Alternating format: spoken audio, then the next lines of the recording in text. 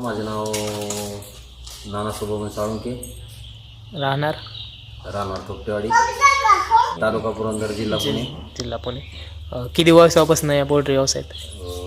गेले 8 ते 10 वर्षापासून मी या पोल्ट्री व्यवसायात आहे. म्हणजे आत्ता तुमचा एक लॉट गेला आहे ना? हो, लॉट गेलेला आहे. म्हणजे आत्ता पिल्ल कोंबड्या नाही आहेत तिथं? आता नाही, आत्ता क्लिनिंगचं काम चालू आहे. मग आता आपण पोल्ट्री फक्त व्यवस्थापन कसं करावी याविषयी माहिती घेऊयात.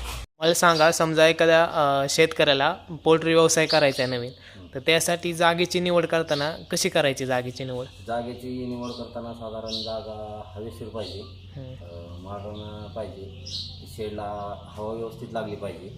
हां, मग तिथं लाईटीची वगैरे सोय पाहिजे, वगैरे सोय जवळच असली पाहिजे. पाण्याचे पाणी, लाईट हे सगळं जवळ असलं पाहिजे.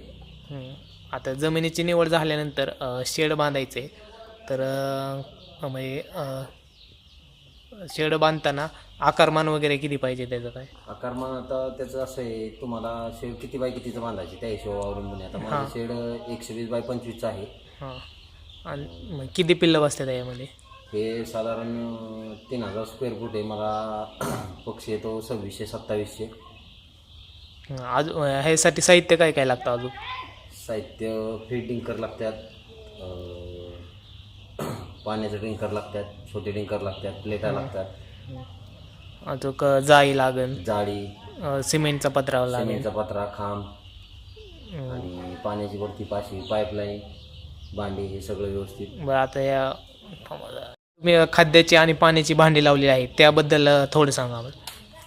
हे भांडं एक खाद्याचं लावायचं, त्याच्यानंतर पाण्याचा टँकर लावायचा. हां, आणि हे खाद्य ज्यावेळेस पिल्लं मोठे होतील त्यावेळेस ह्या भांड्याचा उपयोग केला जातो.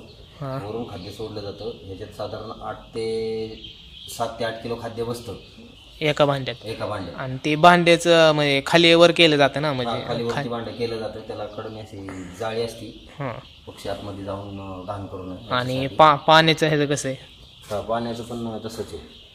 आणि पाण्यासाठी म्हणजे पाईपलाईन केली का? हां, पाण्यासाठी सेपरेट पाईपलाईन. त्या भांड्यात तिथं वाले, जसं पक्षी पाणी पिलं असं याच्यातून पाणी खाली येतं. बरं, आणि पाण्यासाठी टाकी का बाहेर? हां, पाण्यासाठी ह्या साईडला 5000 लिटरची टाकी आहे, ह्या वरच्या साईडला 1000 लिटरची टाकी आहे. ती पक्षी 30 दिवसात झाल्यानंतर 1000 लिटर पाणी रोज लागतं पक्ष्यांना. बरं, आता तुमचा एक लॉट किती दिवसाचा आहे? एक लॉट माझा 45 दिवसाचा आहे. बरं, इथं पक्षी आल्यापासून त्यांचं लॉट जाऊस्तवर काय काय व्यवस्थापन केलं जातं? खाद्याचं, पाण्याचं, त्यांची काळजी कशी घेतली जाते? पहिल्या दिवसाचा असेल पिल्लो, दुसऱ्या दिवसाचा असेल तर हिट दिली जाते. त्याच्यानंतर सिलिंग, बोर्डिंग हे व्यवस्थित पाहिजे.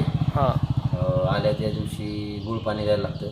हां, त्याच्यानंतर मग कंपनीची औषध दिली ते रेग्युलर वापरायचं. हां, 4 दिवस त्यांची खूप काळजी घ्यायला लागते. बरं, आणि खाद्य वगैरे काय काय देतं खाद्यात? खाद्य सगळी कंपनी देते, कंपनीतर्फे येतं आपल्याला खाद्य. कंपनीतर्फे. बरं, आता समजा एका शेतकऱ्याला कंपनीशी करार करायचा आहे, ते कसं करायचं? काय त्यांचं जिथं ऑफिस आहे तिथं जाऊन शेतकऱ्यांनी पोल्ट्रीच्या जागेचं उतारा, 7/12 हां, हे नेऊन ग्रामपंचायतचा नारळाचा दाखला हे घेऊन जाऊन तिथं करार करायचा. बरं, करार केल्यानंतर कंपनी सगळं खाद्य वगैरे देणार आणि पक्षीसुद्धा तेच घेऊन जाणार. कंपनी म्हणजे कशी खरेदी करते, किती रुपयाने काय? तसा रेट असेल तसा, जसं रेट नाही. मग आपल्याकडं बॉयलर कोंबड्या का? हे मशीन बसवण्याचा उद्देश वेळ वाचावा आणि वारं, पाऊस किंवा पाणी शेडमध्ये आतमध्ये येऊ नये, त्यामुळं हे फास्ट होतं खालीवरती. त्यासाठी मशीन बसवण्यासाठी.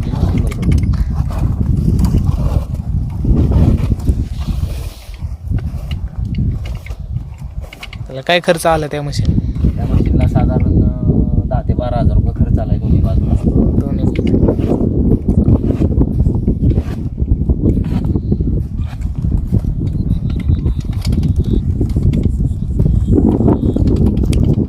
आता वर घ्या बरं.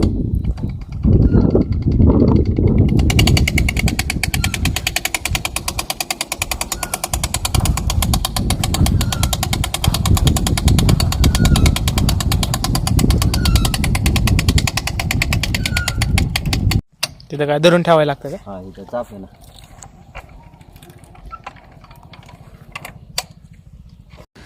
तर अशा प्रकारे आपण पोल्ट्री व्यवसायाबद्दल थोडक्यात माहिती पाहिली. तर अशाच माहितींसाठी ग्रीन लाईफ ॲग्रिकल्चर या यूट्यूब चॅनलला सबस्क्राईब करा पुढे येणाऱ्या बेल आयकॉनला क्लिक करा. तसेच आमच्या फेसबुक पेजला सुद्धा लाईक करा. धन्यवाद.